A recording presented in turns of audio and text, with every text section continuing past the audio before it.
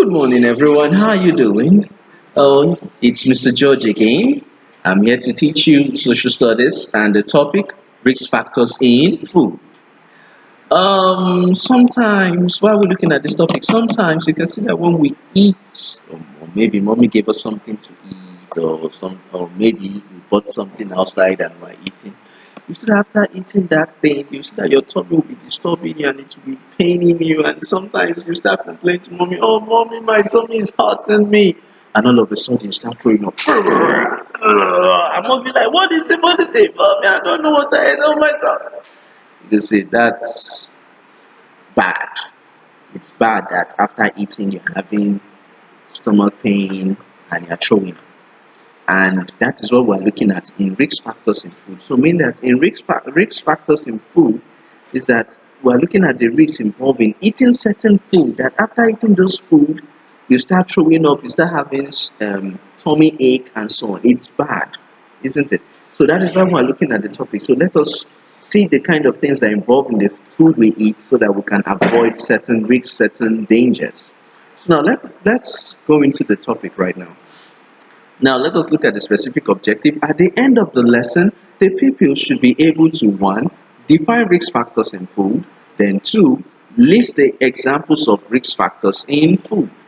Now, first of all, let us look at the definition of risk factors in food. Risk factors in food are those things that causes diseases or illness after eating bad food. Yeah, that food, why did we call it bad food?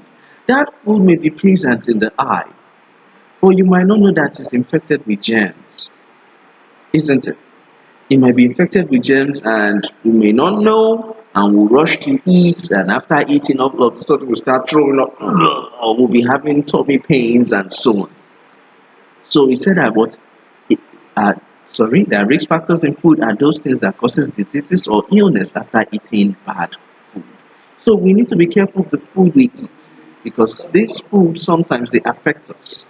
Now, why do we eat food? First of all, the reason why we eat food is to be healthy, to grow strong, isn't it? That is why we eat food. But if the food we are eating is making us to fall sick or to be ill, meaning that it's a risk factor, it's a serious risk. How will I call it? So when we're talking about risk, we are talking about danger. It's this danger. Why would you eat food and all of a sudden you start falling sick? It's a serious problem. It's a danger, because sometimes it can lead to death.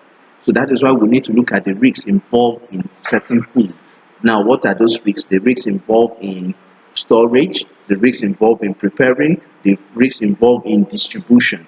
You can see sometimes in storing some of those food might be infected with this thing with pests. And what are those pests? Things like rats. You can see that right now in Nigeria, we're having serious cases of Lassa fever. Have you heard of Lassa fever? That it is when rats come into your house, they go into the storeroom and they pee into the food. And if the food is not properly cooked and you eat that food, you see that the person will start stooling, the person will go into the toilet so much, the person will be throwing up so much, and the person will be bleeding, and all of a sudden the person will die. So you can see that we need to look at these risks. What about preparation? Sometimes we don't even wash our hands and we want to eat the food or want to cook and so on. So we need to be careful in the storage, in the preparation, and in the distribution. So I want us now to look at examples of risk factors in food. Now, the first example is adulteration. Now, let us look at the definition. It says it means reducing the quality of a food by adding what is not required. You can see that sometimes in Nigeria here, some people do certain bad things by reducing the quality of food. You can see there was a show I was watching. This person, he wanted to make money. What he did was that he bought semo. I believe some of you do eat semovita. He now removed some quantity of semovita and went to mix it up with something else and selling it for people to buy. You can see that he has already reduced the quality of the food. And you might eat that and it will affect your health. Now you can even see from the picture there, look at the picture of the cup of milk there. Now you can see one, they marked it good, they said it is pure. That's a pure milk. Can you see it is so creamy?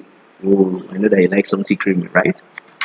Yeah, it's so creamy. In fact, when I give you such to take, you will enjoy it, right? But look at the other. Is it as creamy as the other? No. you can see that it's a bit dark. So it's telling us that this milk, the quality has been reduced. So you don't take anything that is substandard. You take something that is right, that has the right quality. Are you getting me? Are you getting me? So adulteration is an example of a risk factor in food. Now the next one is adding chemicals. This involves adding harmful chemicals to preserve the food. You can see that in Nigeria today, there are certain food we eat because of people want us to, they want to preserve the food for a very long time so that they'll be able to sell it. They add chemicals. And when we buy such food to eat, it affects us. Now, there was a time that some of these people that produce bread, they add a certain chemical to preserve the bread.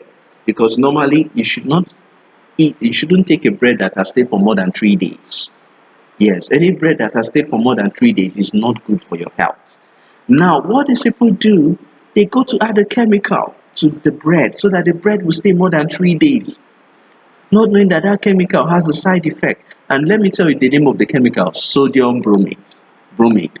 That's the name of the chemical, sodium bromate.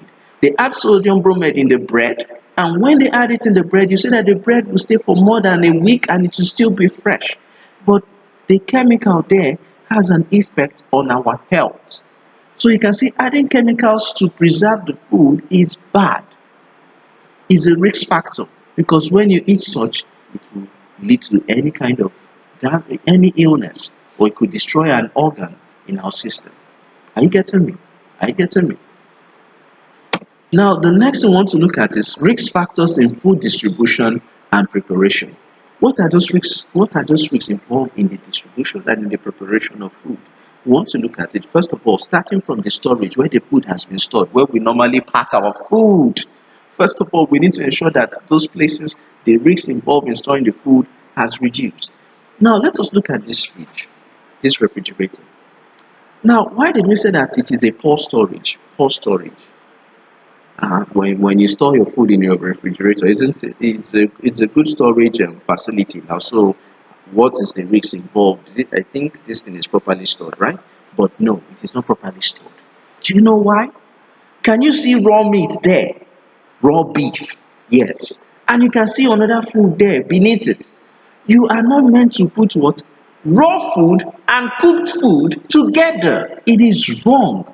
Don't put raw food and cooked food together. That is why we call it poor storage.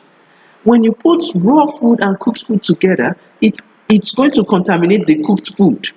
And when you eat such food, it will affect you. That is why you don't have to mix, you don't have to put raw food and cooked food together. Look at it, the beef and the cooked food there. That is why we called it what? A poor storage. Are you getting me? It is not nice.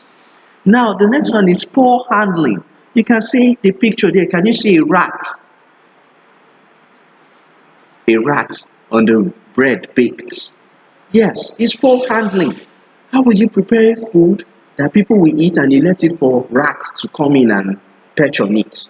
That's poor handling of food. So meaning that after preparing your food, you need to handle it properly, you need to cover it, you need to keep it in a place that is safe so that germs, rats, flies don't perch on it. Are you getting me? Are you getting me? So we need to handle our food properly. Now the next one, can you look at the picture? Oh my God, can you see from where the man is picking the tomato and the vegetables and he went to put it on a carriage and to sell for people to eat? That is poor hygiene. Oh my God, you can't eat this, right? Look at where he's picking it from. Look at it, the tomato, and he dropped it there for people to buy. It is wrong, poor hygiene. We should learn to be neat, meaning that the food we eat, we should keep it in a place that is neat. Yes, our kitchen should be neat. Our storage room in the stores where we keep our food should be neat. Are you getting me? Are you getting me? Sometimes even when we buy things in the market, we should be careful of what we buy in the market. We should try to wash them. Yes, you look at it, look at where it's picking it from. And if you're not careful, you pick it up and you take it that you eat it immediately, you might be infected with cholera. Are you getting me? So ensure that anything you are eating is properly arranged. Wash them before you eat. If the store is dirty, clean up the store and keep it in a neat store. Are you getting me? Now the next one, a poor and unclean environment. Look at that kitchen, please. Can you cook your food in this kitchen? This kitchen is too dirty. You can't cook anything there. And this is one of the risks involved cooking in an unclean environment. Flies everywhere, rats everywhere. In fact, look at it. Are you sure there are no germs there? So you can see that a poor and unclean environment is not suitable for preparation of food. Are you getting me? Are you getting me? So these are the things that leads to the risk factors in the food we eat. So I hope you have seen the reasons why we need to be neat. So look at these things carefully, study them properly, and see the reason why we need to be careful in preparation of food, in handling of food. So I will say thank you very much for watching. So next time, I would like to see you next time, okay? And let's have a great class. Thank you very much.